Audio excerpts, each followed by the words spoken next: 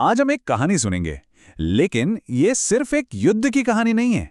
ये कहानी है एक सम्राट के अंदर हुए एक जबरदस्त बदलाव की। एक ऐसी लड़ाई जिसने सचमुच इतिहास का रुख ही मोड़ दिया और एक क्रूर विजेता को शांति का दूत बना दिया। कभी सोचा है कि क्या ऐसा हो सकता है कि किसी की सबसे बड़ी जीत असल में उसकी सबसे बड़ी हार बन जाए? यही वो सवाल है जो सम्राट अशोक की जिंदगी के सबसे बड़े युद्ध से जुड़ा है। तो आइए इस कहानी की गहराइयों में उतरते हैं।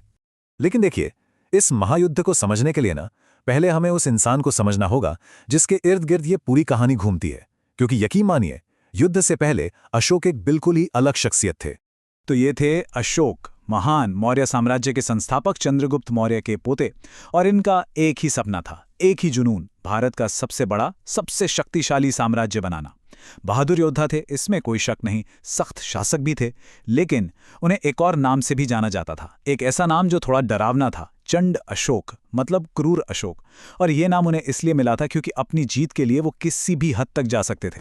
तो अशोक ने अपना सपना लगभग पूरा कर ही लिया था। एक के बाद एक राज्य जीतते हुए उन्होंने तकरीबन पूरे भारत को अपने झंडे के नीचे ला खड़ा किया था। बस एक इलाका बाकी था। उनकी विशाल शक्ति और उनके सपने के बीच एक आखिरी चट्टान, कलिंग। तो ये कलिंग था क्या? आज के ओडिशा में जो जगह है वही था कलिंग। और ये सिर्फ कोई छोटा मोटा राज्य नहीं था। नहीं, ये बहुत अमीर और खुशहाल इलाका था। व्यापार का, समुद्री ताकत का एक बहुत बड़ा सेंटर। और सबसे बड़ी बात, ये आज़ाद था और अपनी आज़ादी पर गर्व करता था। अब अशोक के लिए पूर्वी भारत पर पूरा कंट्रोल और उन जरूरी समुद्री रास्तों पर कब्जा करने का मतलब था कलिंग को जीतना। ये उनके लिए जरूरी हो गया था। और बस इसीलिए अशोक ने फैसला कर लिया, अपनी पूरी ताकत के साथ कलिंग पर हमला करने का। इसके बाद जो हुआ उसे आज भी भारतीय इतिहास के सबसे खूनी, सबसे भयानक युद्धों में गिना जाता है। साल था 261 ईसा पूर्व।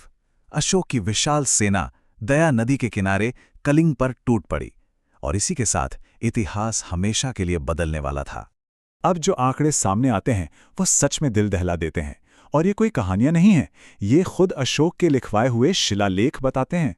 युद्ध के मैदान पर 1 लाख से ज्यादा लोग मारे गए। सोचिए, 1 लाख जाने। और तबाही का ये मंजर यहीं खत्म नहीं हुआ। इसके अलावा 1.5 लाख, जी हां, 1.5 लाख लोगों को बंदी बना लिया गया। उन्हें उनके घरों से, उनकी जमीन से उखाड़ फेंका गया। ये सिर्फ एक लड़ाई नहीं थी, ये एक पूरी की पूरी सभ्यता पर कहर था। कहा तो ये भी जाता है कि वह लड़ाई इतनी भीषण थी, इतना खून बहा था कि पास में बहने वाली दया नदी का पानी लाल हो गया था। ये एक तस्वीर है, एक खौफनाक याद उस नरसंहार की। तो युद्ध खत्म हुआ, कलिंग पर जीत हासिल हो गई। अब वो मौर्य साम्राज्य का हिस्सा था। लेकिन जब विजेता सम्राट अशोक युद्ध के मैदान का जायजा लेने निकले तो उन्होंने जो मंजर देखा उसने उन्हें अंदर तक हिलाकर रख दिया, हमेशा के लिए। चारों तरफ बस लाशों के ढेर थे। उन्होंने बिलखती हुई औरतें देखीं जो अपने पतियों को खो चुकी थीं। उन्होंने वो बच्चे देखे जो अब अनाथ हो चुके थे। जलते हुए घर, तबाही का मंजर। जिंदगी में पहली बार उस सम्राट को, जिसे कोई हरा नहीं सका था, अपनी जीत नहीं लग रही थी। उसे सिर्फ दर्द दिख रहा था, तकलीफ दिख रही थी और एक गहरा पछतावा। और ये उनके खुफ के शब्द हैं जो आज भी चट्टानों पर खुदे हुए हैं। उन्होंने लिखवाया, जितने लोग मारे गए उनका 100वां या 1000वां हिस्सा भी अब मुझे बहुत भारी लगता है। जरा सोचिए, इतिहास में ऐसा कितनी बार हुआ है कि किसी विजेता ने अपनी सबसे बड़ी जीत पर इतना गहरा अफसोस, इतना दुख जाहिर किया हो। कलिंग के उस मैदान ने अशोक को बदल दिया। उस दिन के बाद उन्होंने युद्ध को, हिंसा को और जमीनें जीतने की अपनी पुरानी नीति को हमेशा के लिए छोड़ दिया और उसकी जगह एक बिल्कुल नई सोच, एक नई विचारधारा को अपनाया। और ये नई सोच थी धम्म विजय। इसका मतलब क्या था?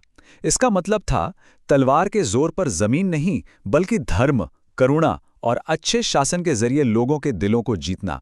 असली जीत वो है। ये बदलाव कितना बड़ा था, इसका अंदाजा लगाइए। पहले उनका रास्ता था दिग्विजय, मतलब दिशाओं को जीतो, युद्ध से जीतो। और अब उनका नया रास्ता था धम्म विजय, यानी धर्म से जीतो।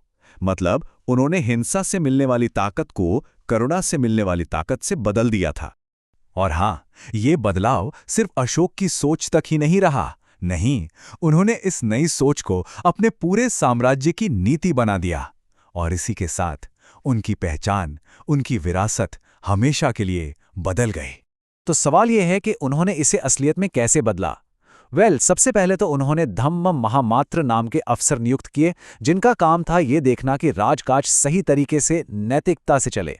फिर उन्होंने अपनी बातें, अपने संदेश पूरे साम्राज्य में चट्टानों और खंभों पर खुदवा दिए। ये संदेश थे न्याय के, लोगों की भलाई के और सभी धर्मों का सम्मान करने के। और इतना ही नहीं, उन्होंने शांति के इस मैसेज को फैलाने के लिए श्रीलंका, सेंट्रल एशिया और साउथ ईस्ट एशिया तक अपने दूत भेजे। और इसका नतीजा क्या हुआ? ये एक बहुत ही बड़ी बात है। अशोक के इन्हीं कदमों की वजह से बौद्ध धर्म, जो तब भारत तक ही ज्यादातर सीमित था, वो एक ग्लोबल धर्म बन गया, एक विश्व धर्म। तो इस तरह चंड अशोक यानी क्रूर अशोक का वो सफर धम्म अशोक यानी धर्मी अशोक बनने पर पूरा हुआ। और ये वाकई इतिहास के सबसे कमाल के, सबसे असाधारण व्यक्तिगत बदलावों में से एक है। आखिर में अशोक की कहानी हमें एक बहुत गहरा और शक्तिशाली सबक सिखाती है। वो ये कि दुनिया की सबसे बड़ी जीत किसी देश या सेना को हराने में नहीं है। सबसे बड़ी जीत तो अपने अंदर के गुस्से और नफरत को हराने में है, अपने ही मन को जीतने में है।